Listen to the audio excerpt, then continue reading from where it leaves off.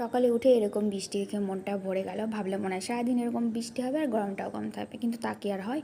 যাই হোক, সকাল সকাল সমস্ত কাজ করে সবার ফার্স্টে যেটা করব সেটা হচ্ছে ওষুধ খেয়ে নেব। ওষুধ আর জল ভালো করে খেয়ে নিলাম। খেয়ে নিয়ে রান্নাঘরে গিয়ে দুধটা গরম করে নিলাম। দুধ গরম করে আগের দিনে ছিল বাসি বিরিয়ানি, সেটাই জমিয়ে খেলাম। আর বাসি বিরিয়ানি কিন্তু কিন্তু খুব ভালো লাগে।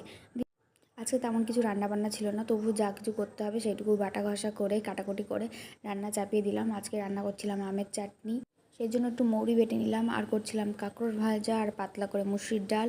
বরের জন্য একটু চিকেন আছে, তো ওই দিয়েই হয়ে যাবে। আর একটু আলু সিদ্ধ দেবো আর একটু উচ্ছে সিদ্ধ দেবো, এই দিয়ে আজকে আমাদের লাঞ্চ হবে। তো এই দেখো মুসুরির ডাল সিদ্ধ করে নিয়েছি, আর এদিকে কাঁকরোলটাও ভাজছি, আর এইদিকে আমের চাটনিটা হয়েও গেছে। আর ভাতটা পরে করব, তখন ওই উচ্ছে আর আলুগুলো সিদ্ধ দিয়ে দেবো। তারপর তো স্নান করে নিলাম।